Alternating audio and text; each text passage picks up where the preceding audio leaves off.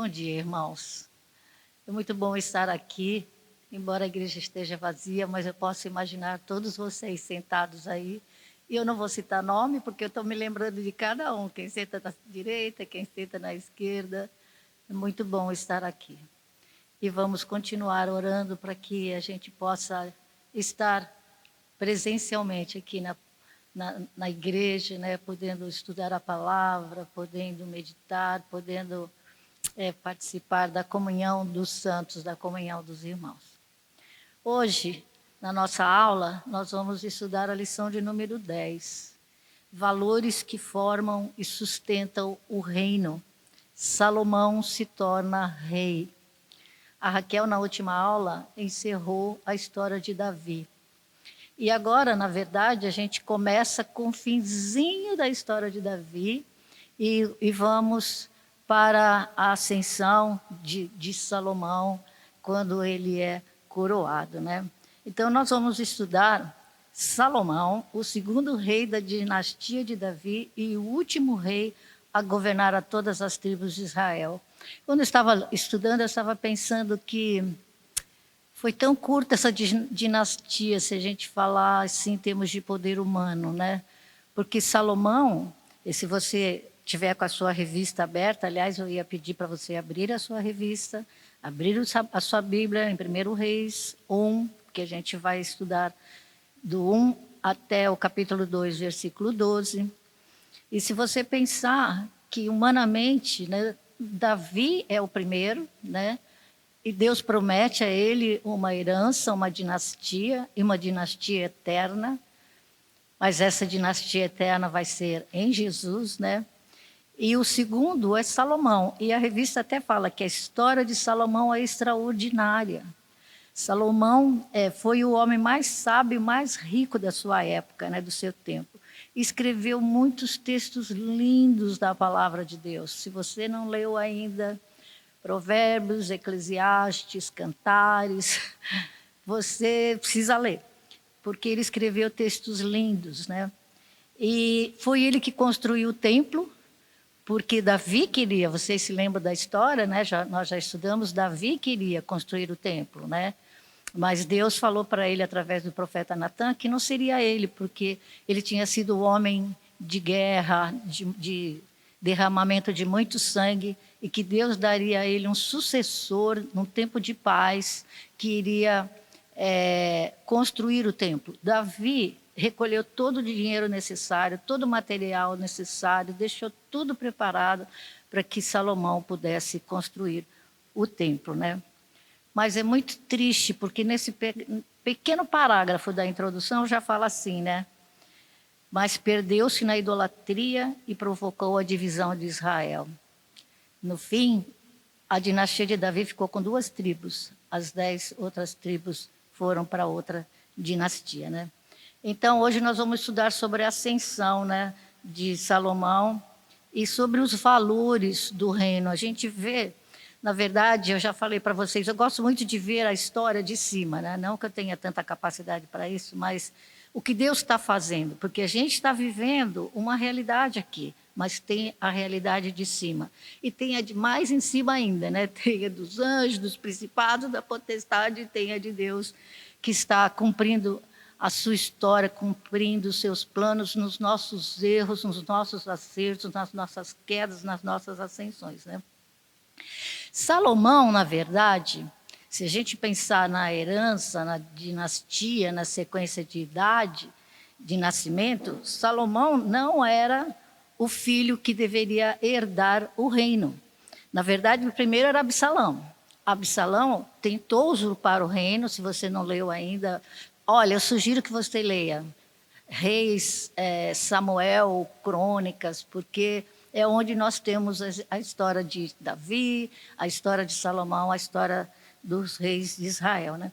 Então, pelos méritos naturais, ele não seria rei, porque era Absalão. Absalão tinha tentado usurpar o reino, tinha trazido um problema enorme para Davi, mas Davi voltou, retomou, Absalão morreu, né? E o próximo da sequência era Adonias, que era filho de Davi, mas de outra mulher. Ele não era irmão direto de Absalão, né? E Salomão, vocês se lembram, está ligado àquela história trágica de Davi com Batseba, que para mim é um ponto muito triste da história de Davi. Vocês já ouviram falar que eu amo Davi, amo Davi. Mas essa queda de Davi, para mim, me faz assim ver quão humanos e pecadores nós somos. Porque mesmo um homem segundo o coração de Deus faz uma coisa tão terrível, aquela sequência de pecados, né? Que nós já estudamos, por isso que eu não posso entrar muito por aí, né? Então, depois nasce uma criança dessa relação pecaminosa de Davi, né? E essa criança morre. E aí o texto bíblico diz que Davi, depois de um tempo, vai a Batseba para consolá-la. Davi casa-se com Batseba, né? E dessa relação de Davi com Batseba, nasce Salomão. Eu fico pensando, só Deus para ter tanta criatividade, né? Porque eu ia arriscar Batseba e Davi do caderninho. Mas Deus não faz isso. Deus restaura completamente a história de Davi com Batseba. E desse filho com Batseba é que vem o sucessor de Davi. Nossa, a misericórdia de Deus é uma coisa que a gente, misericórdia, graça de Deus, não tem explicação humana, porque através desse ato de Deus, Deus manifestou a sua graça, o seu perdão, né? Restaurou a comunhão com Deus. E foi aí que Deus prometeu a Davi que o seu sucessor seria Salomão, né? O nome, aqui se vocês olharem na segunda coluna aqui da revista, fala que Davi chamou esse filho de Salomão, nome que é derivado da palavra paz. Mais que isso, o texto registra que o Senhor o amou. Aliás, leiam segundo Samuel 12, 24 e 25, porque fala que Deus amou a Salomão. E Davi entregou Salomão a Natã para que ele fosse criado, aprendendo todos os rituais, toda a palavra, tudo aquilo que Deus tinha orientado para o seu povo, né? E Deus, então, Davi é muito grato a Deus por essa restauração completa do seu pecado, né? Então, Deus já tinha falado para Davi que Salomão seria o seu sucessor. E Natã e aqueles mais próximos, o profeta Natã e os mais próximos, o sacerdote, eles sabiam disso, né? Então, Salomão estava sendo preparado para suceder a Davi. E é muito interessante que na última linha aqui dessa página, fala assim que Salomão era a maior prova que o reino de Deus não é conquistado por mérito, mas concedido graciosamente pela misericórdia divina. Gente, nós não merecemos nada. Aliás, se merecemos é morte, é ira de Deus. Nós não merecemos nada. Tudo aquilo que temos, que somos, que conquistamos, é graça de Deus. Salomão era a maior prova que o reino de Deus não é conquistado por mérito, mas concedido graciosamente pela misericórdia de Deus. Você tem consciência disso? Você não conquista nada. Tudo que você tem vem de Deus. Eu gosto muito daquele texto do Novo Testamento que fala assim: o que tens tu que não te foi dado? E se te foi dado, por que você se vangloria? Nós não podemos nos vangloriar de nada. E nem Salomão, né? E aí a revista faz um paralelo entre essa experiência de Salomão, que tinha sido colocado pela graça de Deus, pela bondade, pela restauração de Deus como sucessor de Davi, fala de Jesus. Ele até cita o texto de Hebreus 8,4, que está escrito na revista, que fala assim: se ele estivesse na terra, nem mesmo sacerdote seria, visto existirem aqueles que oferecem os dons segundo a lei. Se Jesus estivesse na terra, naqueles templos, né, dos levitas, Jesus não faria parte dessa dinastia, daqueles que eram sacerdotes, né? Mas Deus o fez o sacerdote dos sacerdotes. Deus o escolheu para ser o eterno sumo sacerdote de nossa redenção. Aquele que ninguém esperava que fosse, foi aquele que foi. Aliás, Deus pródigo, se é que eu posso usar essa palavra, para fazer esse tipo de coisa. Aquelas pessoas que a gente pensa assim, não, esse não tem jeito, esse está perdido, né? Não é verdade. Não tem ninguém que a gente possa falar isso, né? Então, o nascimento de Jesus também, né? Embora tenha sido obra do Espírito Santo, foi difícil para Deus, difícil, humanamente falando, né? Administrar, porque o anjo teve que falar com José, teve que falar com Maria, teve que convencer, teve que contar a história, de alguma forma, os propósitos de Deus, né? Então, foi necessário que um anjo aparecesse a José e orientasse a receber Maria como mulher, né? Jesus nasceu em Belém, mas ele cresceu em Nazaré da Galileia, né? E muitos duvidaram que ele fosse o Messias, porque quando ele foi apresentado para Filipe, né, por André, ele falou assim, vem ver a Jesus, né? O Nazareno, ele falou assim, por acaso vem alguma coisa boa de Nazaré, da Galileia, né? Jesus tinha nascido em Belém. Ou seja, aqueles que viveram na sua época também não creram. Jesus foi abrindo espaço para essa fé, né? Para crer que quem ele realmente era, né? E eu achei muito interessante, também fazendo esse paralelo, fala que Jesus foi perseguido para ser morto a vida inteira, né? Desde a história, mas quando ele estava na terra, Herodes perseguiu, tentando matar todas as crianças, né? E Jesus foi perseguido o tempo inteiro. Quantas vezes ele teve que se esgueirar no meio do povo, porque eles queriam matá-lo. Jesus foi perseguido o tempo inteiro, e ele foi humilhado, julgado, pregado numa cruz pelas autoridades, e você olha assim, humanamente falando, perdeu, derrotado, né? Aliás, foi assim que estavam se sentindo aqueles 2 discípulos no caminho de Emaús, né? Eu gosto muito daquele texto, eles caminhando, né? E pensando que, nossa, e agora? Ele falou que ia instalar o reino a Israel, e ele se foi, e eles estavam caminhando tristes. Jesus começa a caminhar com eles, e eles começam a sentir aquecido o coração, mas eles ainda não estão com os olhos abertos, né? E só quando Jesus está para se despedir deles é que eles percebem que era Jesus. Então, nos olhares do mundo, nos juízos humanos, a gente fica perdido no meio da graça, porque a graça de Deus vem nas situações inusitadas, não vem naquela programação que a gente faz, né? Não vem daquele jeito que a gente pensa. A graça de Deus vem nos momentos inusitados, né? Aí a revista fala de Adonias, esse irmão que pela ordem seria o sucessor de Davi. E Davi está velho. E aí eu acho muito interessante, se o Zé Luiz não ia gostar dessa história. Na verdade, Davi tem 70 anos. Eu não vou falar a minha idade, mas... mas, na verdade, o que acontece, gente? Hoje, 70 anos, a pessoa é jovem. Eu não estou com 70 ainda, não, mas estou chegando. 70 anos, o seu Zé Luiz vai fazer... Dona Lucila faz amanhã 92, que é dia 3 de junho. Quando essa aula for, já passou.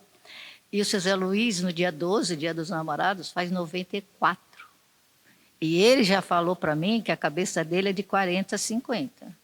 E que por ele fazia coisa de moleque. Eu devia ter gravado, né? Então,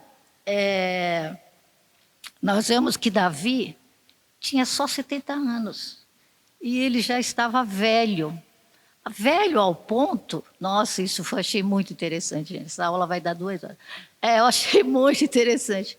Porque Davi precisa de uma cuidadora, gente. Vocês já tinham pensado nisso? Está aqui, ó. 1 Reis 1. Se a gente ler assim, ó, a partir do versículo 1.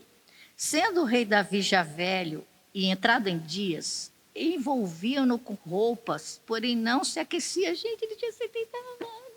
Como é que ele... Mas eu já vou explicar. Então lhe disseram os seus servos, procure-se para o rei nosso senhor uma jovem donzela que esteja perante o rei e tenha cuidado dele, e durma nos seus braços para que o rei nosso senhor se aqueça. Procuraram, pois, por todos os termos de Israel uma jovem formosa. Acharam Abisag, sunamita, e a trouxeram ao rei. A jovem era sobremaneira formosa, cuidava do rei e o servia, porém o rei não a possuiu. Essa mulher, essa moça, né? Ela foi a cuidadora de Davi. Vocês já pensaram? Eu nunca pensei nisso. Davi precisou de cuidadora aos 70 anos. Achei muito interessante, né? Então, Davi já estava velho. E já estava com dificuldades mesmo, né? Para reinar, para se posicionar, para tomar posse de terras, porque era isso que se esperava do rei, né? Aí o que fez Adonias, né? Ele então pensou assim: bom, eu vou tomar o reino, é meu, eu sou o sucessor direto, né? Então ele começou a fazer tratativas para assumir o trono. Se você depois quiser, você lê, está na sequência do texto. Adonias usurpa o trono. E é interessante nesse texto aqui, que começa no versículo 5, que fala assim: então Adonias, filho de Agite, se exaltou, grifa isso aí, e disse: eu reinarei. Providenciou carros e cavaleiros e 50 homens que corressem diante dele. Olha só, gente, visualiza isso. Ele fez um mínimo exército, colocou carros e cavaleiros para sair da frente dele e dizer, né, salve o rei, salve o rei. Não é bem assim que deve acontecer, né? Mas o versículo seguinte fala assim: jamais seu pai o contrariou, dizendo, por que procedes assim? Olha só, Davi não foi um homem assim como o pai, com excelência, né? Ele falou muito, né? Eu tenho até dó de falar isso, mas a verdade é que Davi não foi um pai presente. Os tempos eram outros, era tempo de guerra, era tempo de batalha, era tempo de luta, de conquistar reinos, de vencer inimigos, né? Eu fico muito preocupada com isso, né? Jamais seu pai o contrariou, nunca disse para ele, por que procedes assim? Então, o tal do Adonias se sentiu, né, pronto para tomar o reino. Só que Davi e o sacerdote, o profeta, os seus valentes, não estavam ainda nesse período. Seria como se fosse o filho pródigo, né, que falou assim: pai, me dá a parte da herança que eu vou para outro. Só que o pai não tinha morrido, então ele não tinha direito nenhum, porque enquanto o pai não morre, você não pode receber a herança, né? Era mais ou menos isso. Adonias queria usurpar o reino, né? Ele conseguiu umas pessoas apoiando a sua ideia, né? E Joabe, entendia-se ele, versículo 7, com Joabe, filho de Zeruia, com Abiatar, o sacerdote, que seguindo o ajudavam, né? Só que versículo 8, Zadok, o sacerdote, Benaía, filho de Joenada, e Natã, o profeta, e Simei, e Rei, e os valentes de Davi, que Davi tinha, não apoiavam Adonias. Adonias preparou toda uma situação para dar um golpe de Estado, na verdade. Foi isso que ele fez, né? Se a gente pensar na nossa realidade, né? E aí, Natã, profeta do Senhor, homem de Deus, começou a ver a história de cima. Ele falou: Deus já tinha prometido que ia ser Salomão, Deus já tinha prometido um reino eterno para Davi, né? E era através de Salomão. E aí ele vai, procura Batseba, fala para Batseba o que estava acontecendo e dá orientações para ela. É muito lindo isso também, pode ler aí depois. Natã e Batseba advogam a causa de Salomão. Aí ele orienta Batseba a se apresentar diante do rei e reivindicar aquilo que Davi tinha falado, que Salomão seria o sucessor, reinaria depois de Davi, né? Até no versículo 13 fala exatamente: vai, apresenta-te ao rei e diz-lhe: não jurastes, ó rei, senhor meu, à tua serva, dizendo: teu filho Salomão reinará depois de mim e se assentará no meu trono? Por que, pois, reina Adonias? Então, Natã orienta Batseba para ir lá falar com o rei. E ele fala: logo depois que você falar, eu vou falar, e vou falar o que está acontecendo, que Adonias está se posicionando, está se declarando rei, e todo aquele aparato que Adonias tinha preparado, né? Então ele tinha levado o povo, e é interessante, essa aqui é uma reflexão minha. O povo é muito fácil de se levar, gente. Isso é muito triste. O povo é muito fácil de se levar. É só fazer uma festa, é só preparar os carros, é só preparar o... A gente tem que ser mais sábio. A gente tem que olhar a história, os acontecimentos com a lente de Deus. Eu fico pensando em seus passos, o que faria Jesus? Né? Essa foi uma digressão minha, né? Aí, então, quando Salomão ouve toda essa situação, esse planejamento e esse arrobo de Adonias em tomar o reinado, né? Ele toma providências imediatas. Isso também tem horas que a gente tem que tomar providências rápidas antes que a coisa se perca, porque se Adonias fosse realmente instaurado como rei, Salomão seria morto com certeza. Se vocês estudam ou assistem alguma coisa sobre reis, era assim, na verdade, principalmente no Oriente, quando um faraó, um rei, alguém desse nível era instalado como rei, colocado na posição alta, todos os irmãos sucessores eram mortos. Gente, é muito triste isso. Exatamente para não acontecer o que estava acontecendo aqui com Adonias, que ia tentar. Então, Salomão seria morto e aquilo que Deus tinha prometido seria quebrado. Muito interessante isso, né? Então, Davi toma uma providência imediata, né? Então, ele fala, se você olhar aqui na revista, né? Então, até a revista fala aqui na página 46, no item 2, Adonias tenta tomar o trono. No segundo parágrafo, porque a parte de cima é a continuação de um parágrafo de fala, a situação era grave e o futuro do reino estava ameaçado. Se Adonias obtivesse sucesso, Salomão estaria condenado à morte por ser uma ameaça à posse do trono. Por isso, Natã orientou todos os passos para Batseba e eles se apresentaram diante de Davi, que estava velho, enfraquecido. A revista torna isso muito claro. Velho, enfraquecido, aos 70 anos. Até falei que ia explicar. Por exemplo, a vida de Davi foi uma vida difícil, na verdade, né? Davi, logo jovem lá, que lutou com o gigante Golias, venceu, mas daí para frente, Saul começava a chamá-lo para tocar harpa, para amenizar o coração, trazer paz. Mas aí depois, Samuel foi na casa de Davi lá, né? E Deus orientou que Davi seria o próximo rei. E Saul, de certa forma, sabia, porque o Espírito Santo tinha saído de Saul, e ele se sentia conturbado, e ele via a bênção de Deus na vida de Davi. Aí o que acontece? Ele começa a perseguir. E Davi, às vezes ele lançava a lança, né, para acertar Davi, quando Davi estava tocando lá. Mas aí a coisa foi ficando mais séria, e Davi teve que fugir e viver nas montanhas, nas cavernas, né, no frio, Davi viveu uma vida difícil, de muitas guerras, tanto é que Deus falou que ele não faria o templo, não construir o templo, porque ele tinha derramado muito sangue, ele viveu com muita coisa. Então, uma pessoa que teve uma vida muito difícil, realmente aos 70 anos está cansado.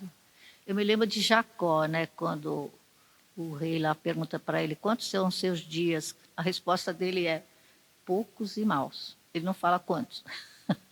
Mas, às vezes, quando a vida é muito difícil, muitas lutas, né, você envelhece muito mais rápido, né? E aí, então, Davi toma as providências, né?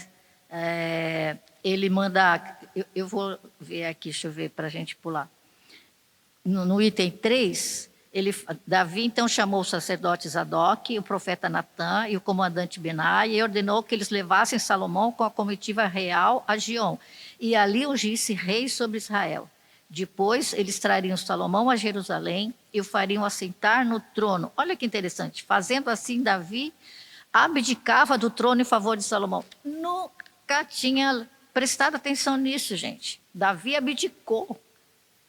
Ele não morreu. Salomão começou a reinar antes da morte de Davi. Se você quer ver, Salomão é constituído rei, né? Está aqui a partir do versículo 32, né?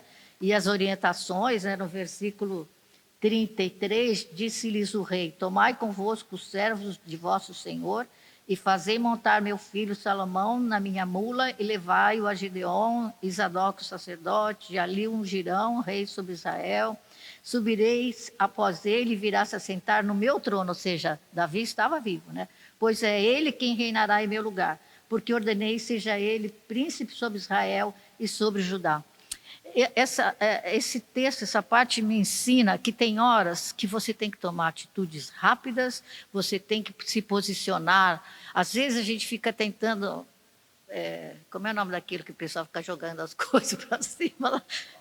Malabarismo, né? Fica lá, tentando, agrada esse, agrada aquele. Tem horas que a gente tem que se posicionar, a gente tem que tomar decisões e fazer aquilo que tem que ser feito. E Davi fez, né? Porque se passasse mais um pouco, Davi morreu logo depois. Se Davi não tivesse feito isso, ele teria morrido antes dele ter instaurado, né? E aí, então, ele faz tudo, e é interessante, quem vai com Salomão é a guarda real de Davi.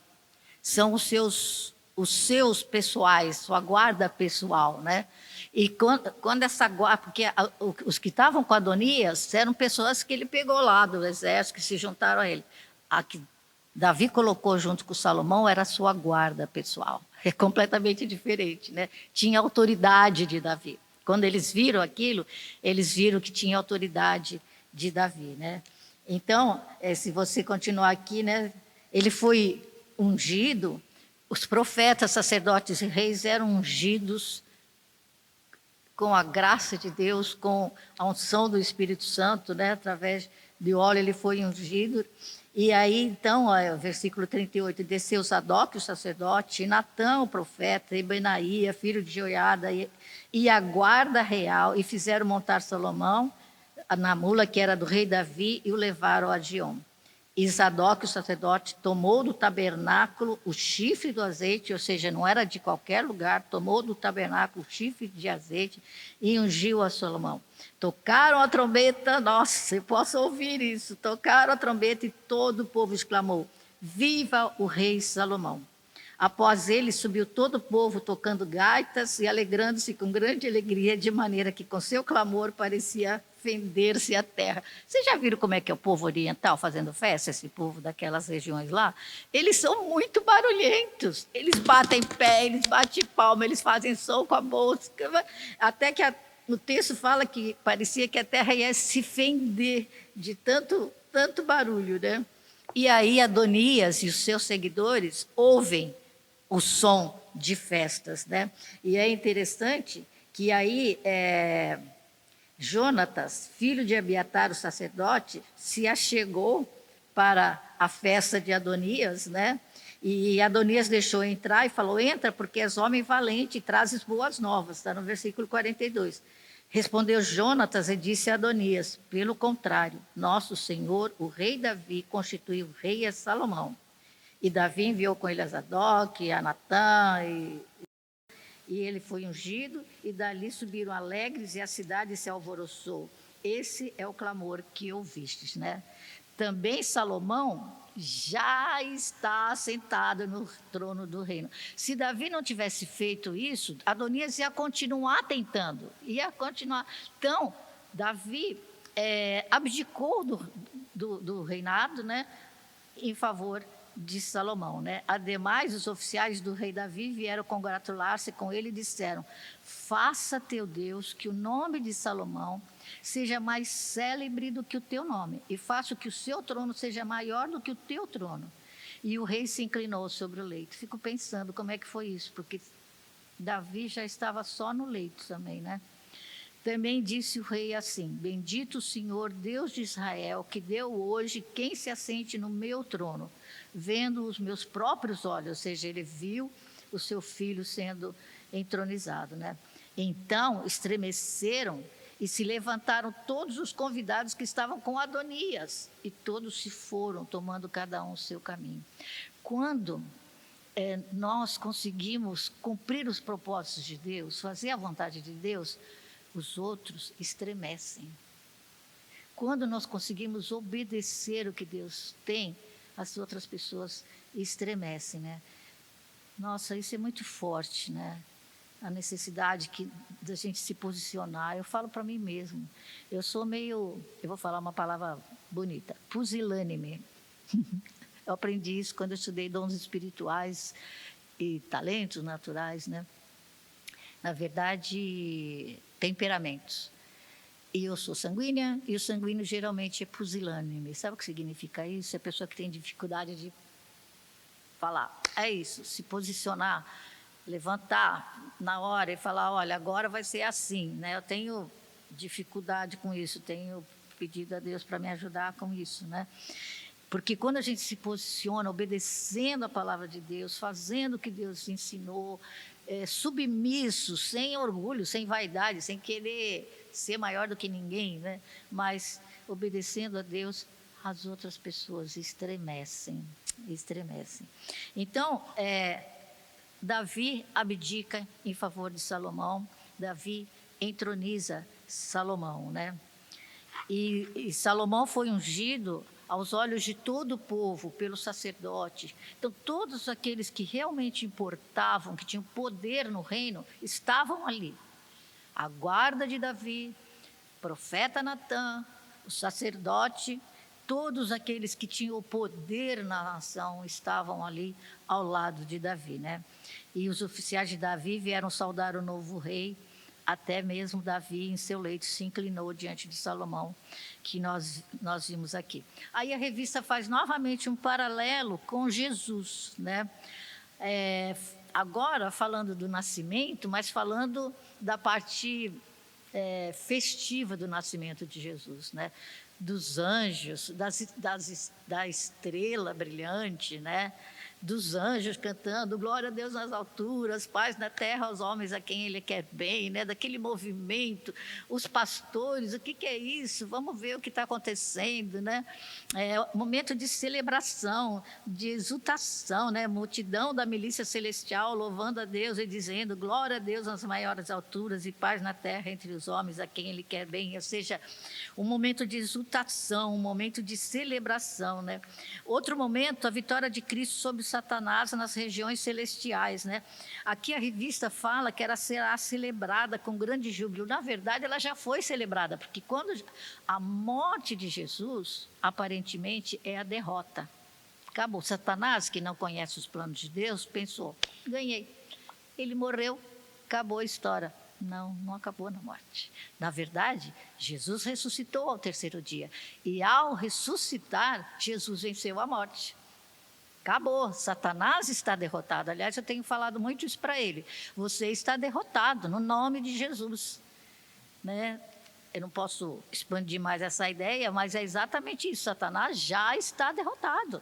Jesus venceu a morte, Jesus venceu a cruz, Jesus já pagou meus pecados. Se Satanás vier me acusar, eu falo, o sangue de Jesus me pagou os meus pecados, eu estou coberta pelo sangue de Jesus. Se ele quiser te acusar, se ele quiser te derrotar, se ele quiser te dizer que você não é capaz, em Jesus você pode falar, sim, eu sou capaz, sim, eu não sou derrotado, porque em Jesus nós temos vitória, em Jesus nós já somos, aliás, a Bíblia diz, nós já somos mais do que vencedores por meio daquele que nos amou. Então, a vitória, embora ainda a vitória completa vai acontecer na segunda vinda de Jesus, no sentido do já e ainda não, né, que a Bíblia tem isso, né?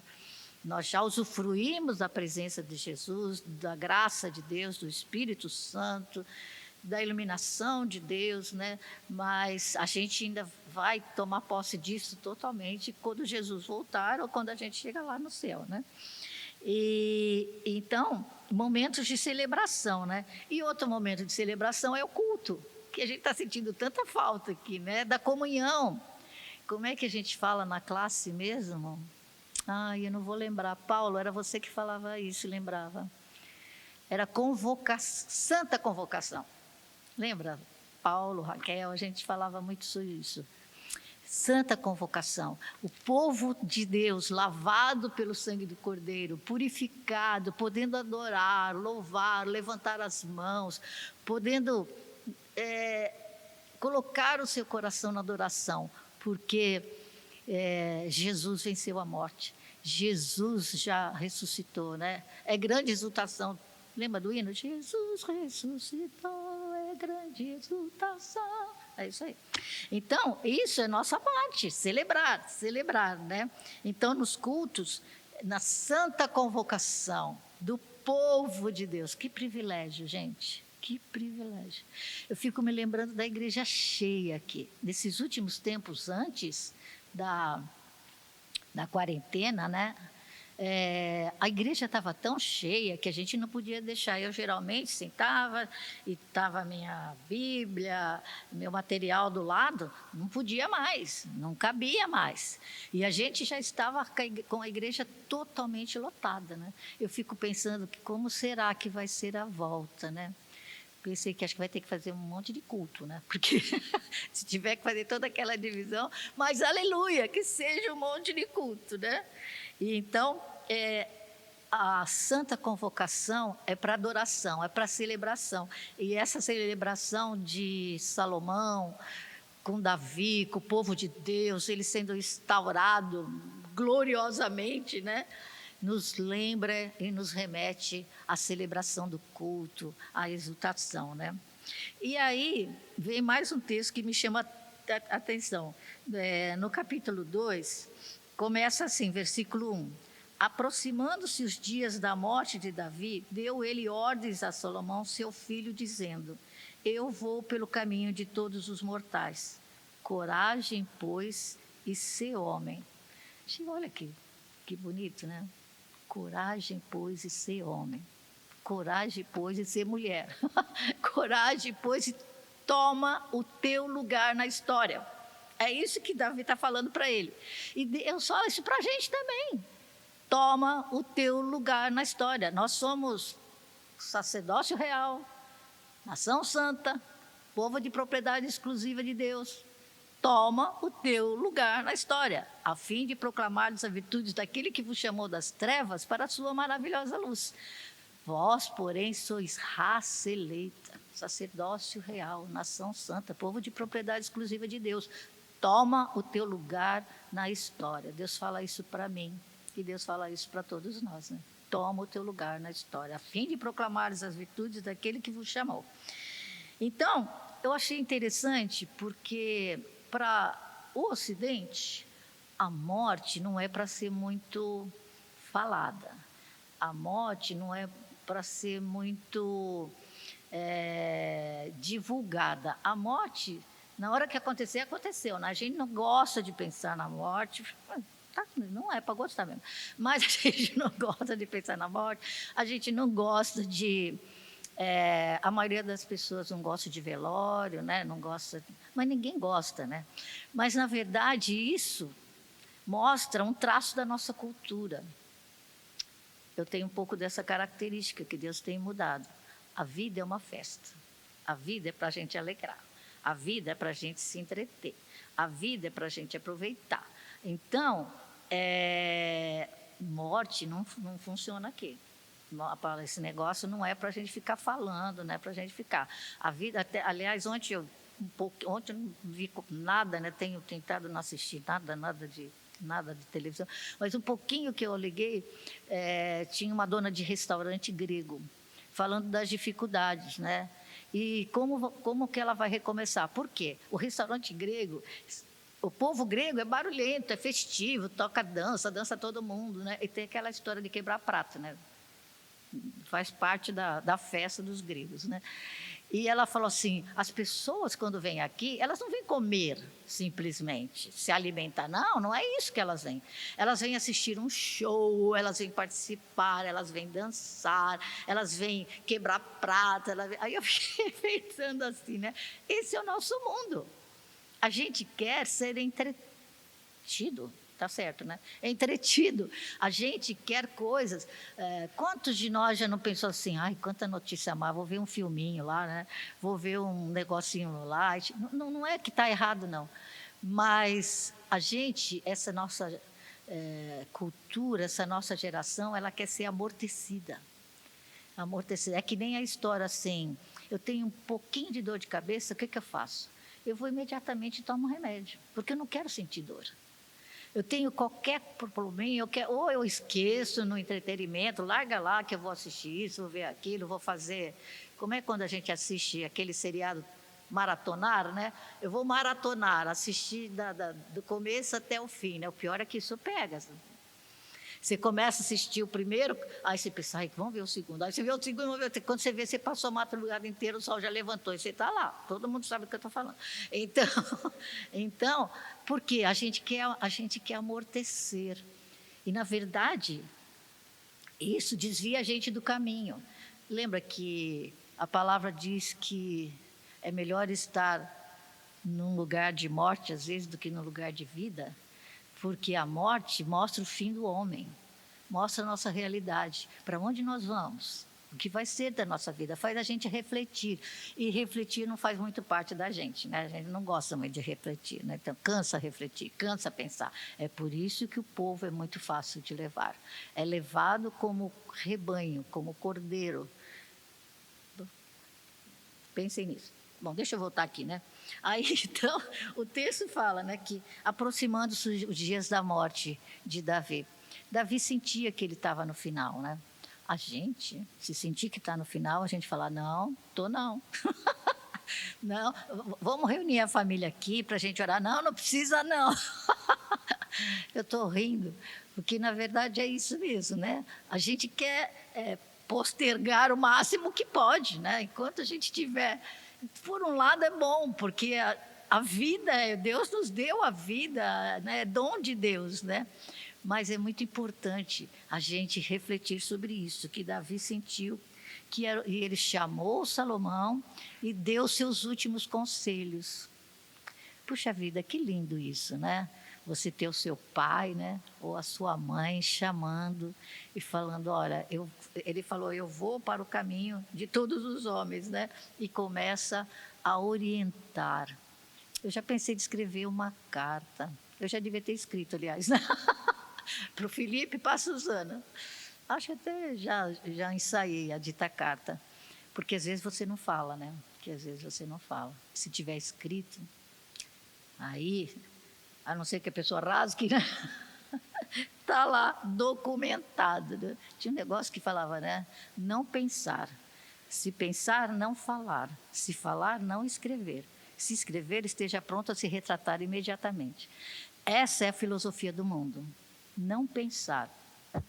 Não fica pensando nisso, porque você vai ficar preocupado nisso, só Deus sabe, né? Se pensar, não falar, porque se você falar, você já se compromete, né? Se falar, não escreve, porque o escrito foi aquilo que eu falei agora há pouco, o escrito vai ficar, né? E se escrever, se prepare para se retratar. Ou seja, escreva sabendo o que está escrevendo, né? Faz aí, porque... E aí, Davi dá as últimas instruções, né? Antes da morte. Então, o versículo 2 fala, eu vou pelo caminho de todos os mortais, coragem, pois, e ser homem. E aí ele dá as orientações. A revista, a lição, fala sobre valores que formam e sustentam o reino. E aqui, de certa forma, nesse item número 4, os conselhos de Davi a Salomão, nós vamos estudar esses valores que Deus estabeleceu para o seu povo, para Salomão, para o povo de Israel, para o seu povo, né? Então, no versículo 3, Salomão fala, guarda... Salomão não, né? Davi, não tem nenhum aluno aqui, só tem os ali. Davi fala, guarda os preceitos do Senhor teu Deus, para andares nos seus caminhos, para guardares os seus estatutos e os seus mandamentos e os seus juízos e os seus testemunhos, como está escrito na lei de Moisés, para que prosperes em tudo quanto fizeres e por onde quer que fores. Olha que versículo grande, né? O que nós vamos retirar aqui? Aqui no item A fala assim, compromisso com os mandamentos. Compromisso com as ordens de Deus, com a orientação de Deus, olha, guarda os preceitos do Senhor. Mas como é que você vai guardar os preceitos do Senhor se você não conhece? para guardar os preceitos do Senhor, você tem que estudar a Bíblia. Você tem que meditar nela. Você tem que vir à igreja, ouvir o ensino da palavra. Hoje a gente está ouvindo, né, pela internet, né? Prestar atenção, anotar. A Elisana, a gente foi de uma geração que a gente escrevia. A Elisana tem o caderninho lá. Eu tenho escrito também. E, na verdade, por quê? É claro que não dá para escrever o sermão inteiro, mas você escreve. Geralmente os pastores têm os pontos principais da mensagem. Anota, põe o texto, dia tal. E depois da mensagem, no outro dia, né, você vai pegar aquele caderninho e vai relembrar. Puxa, o pastor falou isso, falou aquilo. Nossa, isso aqui não entendi. Pergunta para alguém, procura alguém que tenha maior conhecimento. Como é que você vai guardar os preceitos do Senhor se você não estudar, se você não souber? Como é que você vai obedecer, né? Para andares nos seus caminhos. Por isso que o salmista fala, né? Salmo 119, 105, né? Lâmpada para os meus pés é a tua palavra e luz para os meus caminhos. Então, para andar passo a passo, a palavra de Deus é lâmpada. Para andar o caminho inteiro, tem a luz do Senhor. Mas isso está na palavra, né? Então, né? E aí, aliás, aquele que tem os meus mandamentos e os guarda, esse é o que me ama, né? É o que diz lá no livro de João, né? Então, para andares nos seus caminhos, para guardares os seus estatutos, e os seus mandamentos, e os seus juízos, e os seus testemunhos. Quem está estudou Gênesis, Êxodos, Levíticos, nós já estamos em Números agora nas quartas-feiras, né? O livro de Levítico são as leis daquela época.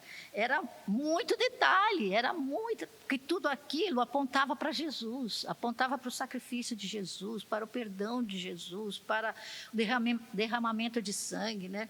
Então, os mandamentos, os juízos, os testemunhos eram muitos, então eles precisavam estudar, precisavam buscar, né?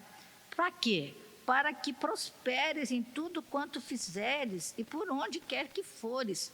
O que Davi está falando para Salomão, que se ele tivesse compromisso com os mandamentos, com os estatutos, com os juízos, com tudo aquilo que Deus, com os testemunhos, que está escrito na lei de Moisés, ele seria bem-sucedido. E não é só Salomão, não, nós também. Se nós caminharmos nos caminhos do Senhor, a Bíblia, mesmo aquelas leis do Antigo Testamento, que não são mais postas naqueles mesmos termos no Novo Testamento, mas são princípios, são ensinos que nós temos que retirar da palavra. E se nós não conseguimos retirar, quem retira é a liderança, é o pastor, é o professor de escola dominical, é o presbítero, que ajuda a retirar esses princípios da palavra, que são os que devem reger a nossa vida.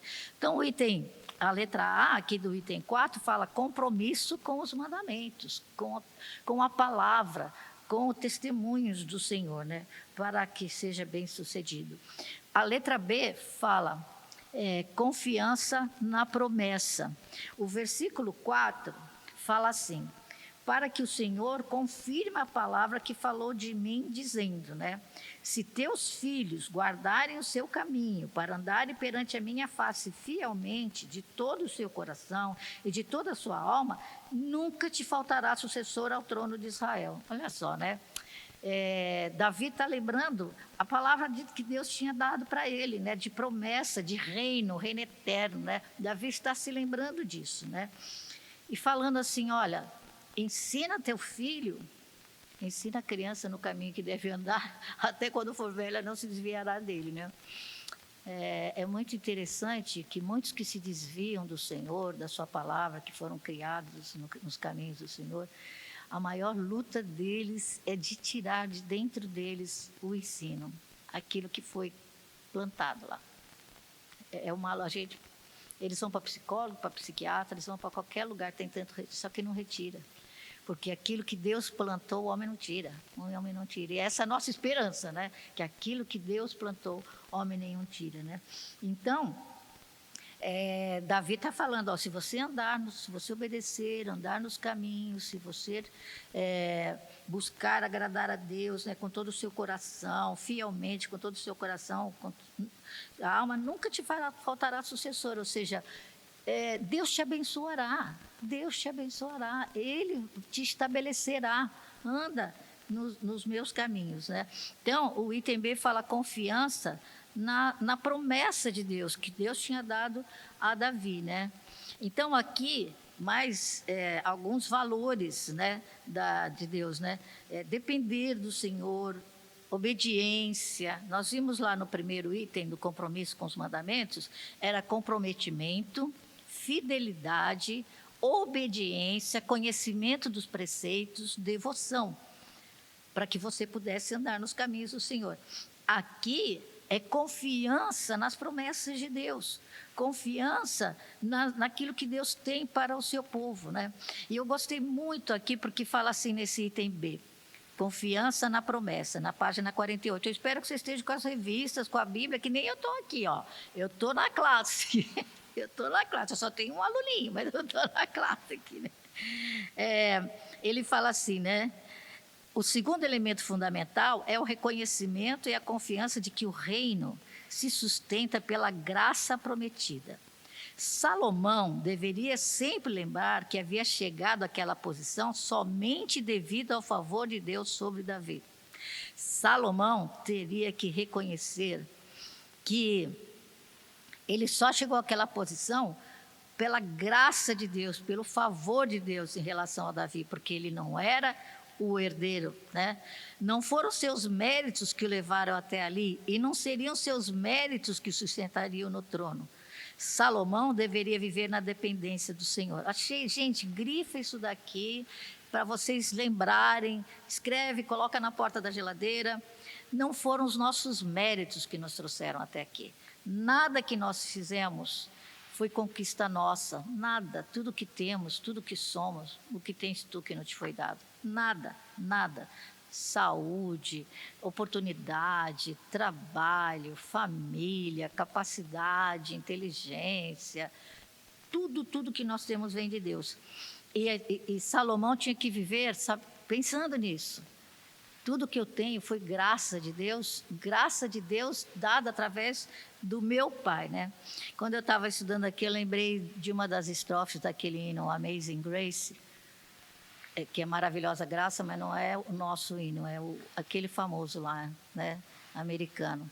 E tem uma das estrofes que fala assim: a graça me trouxe até aqui e a graça me levará para casa.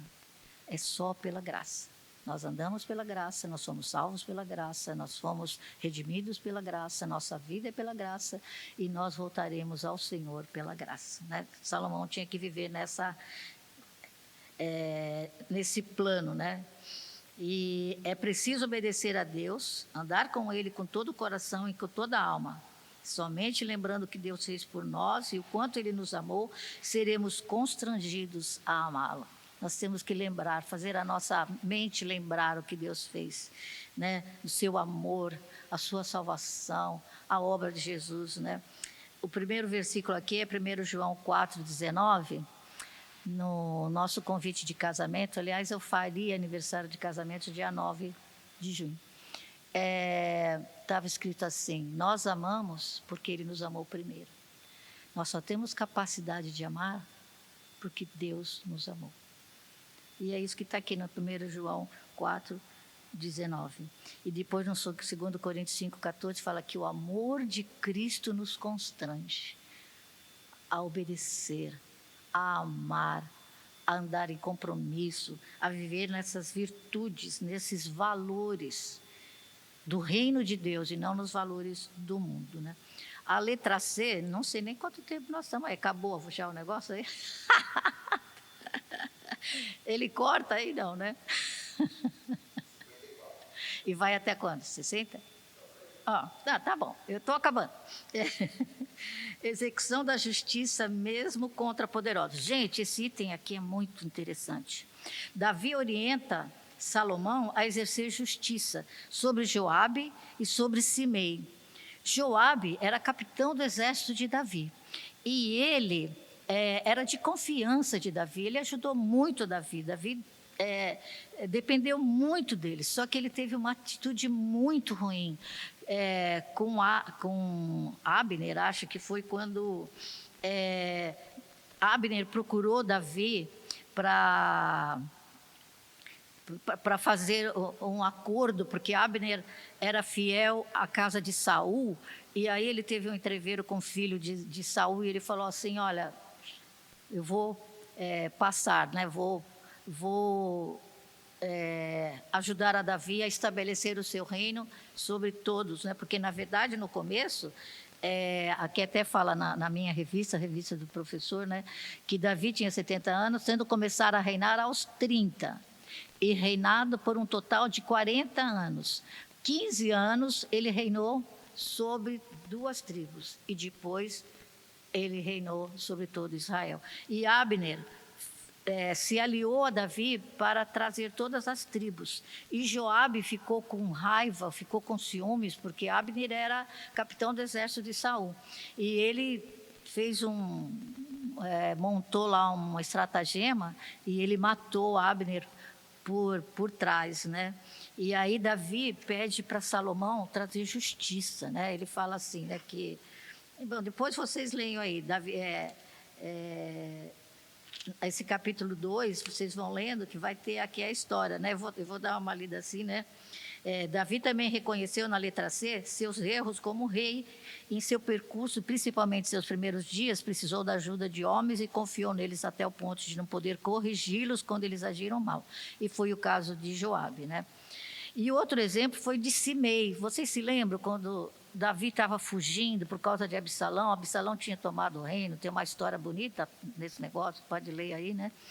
E aí, Simei, que era da casa de Saul, parente de Saul, ele começou a amaldiçoar Davi. Enquanto Davi estava saindo com as mulheres, com o povo, chorando, tudo, ele começou a amaldiçoar, a lançar pedra, né? Joabe queria, cortar a cabeça de Simei. E Davi falou, não faz isso. Se Deus falou para ele amaldiçoar, deixa ele amaldiçoar. Nessas horas, Davi é irretocável. Se Deus deixou ele falar isso, deixa ele falar. E aí, só que Davi retornou, Absalão morreu, Davi retornou ao reino, né? E Davi deixou isso assim, desse mesmo, porque ele achava que era um reino de muita luta, muita batalha, não era a hora de mexer com isso, de derramar mais sangue em Israel. Eu penso aqui, me desculpe por eu alongar, mas nós estamos em quarentena mesmo, né? A gente, às vezes, tem que escolher as batalhas.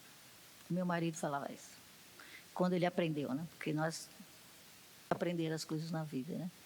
A gente tem que escolher as batalhas. Tem hora que não é hora de você bater de frente. E Davi percebeu que aquela hora não é hora, nem com Joabe, nem com Simei. Não era hora de bater de frente, né? Porque era para Simei ter morrido. E Joabe também, porque Joabe matou a pessoa que veio falar com Davi, que tinha feito uma aliança com Davi, que ia ajudar Davi a reinar sobre todas as... E Joabe o matou pelas costas. Davi fala isso, o matou pelas costas. Em tempo de paz, Davi fala isso, né? Então, Davi pede para Salomão, até fala aqui, ó. No entanto, Salomão deveria buscar a sabedoria de Deus para que aqueles criminosos não contaminassem Israel com seus pecados. Às vezes a gente não gosta de disciplina na igreja, né? Para que isso, né? É tão constrangedor. A gente fala ali no cantinho, lá com o conselho, né? É difícil mesmo, é difícil. Mas tem horas que a gente tem que se posicionar. Principalmente para não contaminar a Israel. Vocês entendem o que eu estou falando? Você entende o que eu estou falando?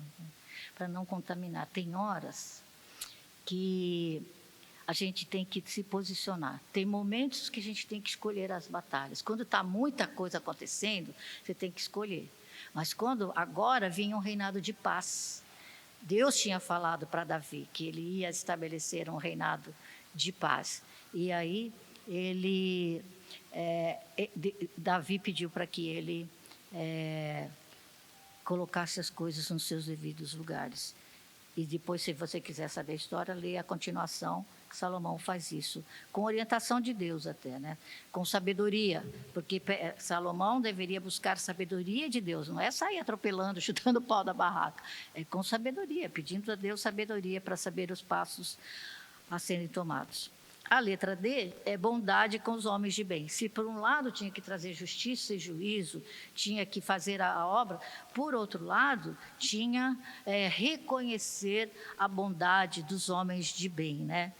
Davi lembrou que Salomão não deveria esquecer-se de tratar com bondade aqueles que fazem o bem. Então, ele se lembra de Barzilai, o gileadita, estava entre os homens que levaram provisões a Davi e seus homens, quando estes se preparavam para combater Absalão. Então, Salomão deveria saber expressar reconhecimento e gratidão para com aqueles que agem bem. Então, nós temos que reconhecer aqueles que agem com bondade conosco, com a nossa família, com aquelas pessoas ao nosso redor. Nós temos que honrar essas pessoas, nós temos que ter espírito de gratidão, nós temos que demonstrar essas coisas. Eu sei que cada um de nós tem na história das suas vidas um monte de pessoas que nos ajudaram, que nos incentivaram, que nos colocaram de pé, que oraram conosco, que choraram conosco, que nos ajudaram na falta de bens materiais, da falta de bens espirituais. Nós precisamos nos lembrar e tratar com bondade os homens de bem, as pessoas de bem, né? Aí o texto até fala daquele texto de Romanos 13:7, que fala: pagai a todos os que lhe é devido, a quem tributo, tributo, a quem imposto, imposto, a quem respeito, respeito, a quem honra, honra. As duas primeiras partes falam sobre os nossos deveres como cidadãos do reino, como cidadãos da polis, da cidade, né? E a segunda parte na relação humana, né? A quem respeito, respeito, a quem honra, honra. Que Deus nos dê sabedoria para ter discernimento sobre essas coisas, né? E depois também a revista fala dos presbíteros que presidem bem, que são dignos de dobrados honorários, reconhecer o trabalho, o serviço. Eu louvo a Deus pela liderança da igreja tão dedicada, que se afadigam no trabalho mesmo, né? Que presidem bem, que são dignos. Eu louvo a Deus pela vida dos servos de Deus que servem a Deus na igreja, né? E fala também de Epafrodito, né? Que ele deveria ser recebido com alegria e honra, né? Até fala assim: no reino de Deus, a glória de Deus se manifesta quando reconhecemos a obra que Ele tem realizado por meio de homens e mulheres fiéis. Deus cumpre os seus planos através de homens e mulheres fiéis que devem ser reconhecidos, né? Então nós vimos alguns dos valores do reino de Deus: comprometimento, fidelidade, obediência, estudo, devoção na leitura da palavra para conhecer os preceitos de Deus, dependência, conhecimento das promessas, né? Novamente obediência, né? Executar justiça nas horas certas, tomar posição na hora certa, né, com sabedoria, usar de bondade com aqueles que são de bem. E aí nós temos mais alguns valores, né? Por um lado, no valor do mundo é a mentira, é a corrupção, é a manipulação da verdade. Nos valores do reino é a verdade, seja o teu falar sim, sim, não, não. O que passa disso vem do maligno. Nos valores do mundo é ódio, é competição, é busca para eu sobressair, para eu viver melhor, né? No valor do reino é amor: amai os vossos inimigos, orai pelo que vos perseguem, né? O amor é a marca, a maior marca da igreja é o amor, né? Nos valores do mundo é a guerra, é a luta pelas aquelas coisas que nós queremos, como Adonias, né? Vai lá, vira a mesa, toma o poder, faz isso, faz aquilo. Nos valores do mundo é guerra. Nos valores do reino de Deus é paz. Nos valores de Deus é paz. Seja a paz de Cristo o árbitro nos vossos corações. É paz, não é guerra. E assim nós vamos discernindo os valores do reino através dos preceitos, dos mandamentos, do ensino da palavra, né? E Deus manifesta a sua graça soberana, conduzindo a história para a concretização de suas promessas na vida do seu povo. Deus vai construindo a história, nos nossos erros, nos nossos acertos, nos nossos altos, nos nossos baixos, na história das nações, de reis, de governantes. Deus vai construindo a sua história. Eu me lembro que na última aula que eu dei aqui, fui eu que dei a última aula, dia 15 de março, e eu cantei aquele hino, né? Os seus intentos cumpre Deus no decorrer dos anos. Ele executa o seu querer de acordo com os seus planos. Deus está cumprindo os seus planos e nós devemos nos submeter a eles. E nós devemos buscar os valores do reino, de paz. No que depender de vós, vivei em paz com todos os homens. É isso que a palavra diz. De paz, de amor, de verdade, de justiça. Orando que Deus levante homens e mulheres, como o pastor Nelson fala, apegados à justiça, à retidão, à verdade, que Deus proteja aqueles que estão nas posições de governo, que têm esses atributos, que buscam essas verdades.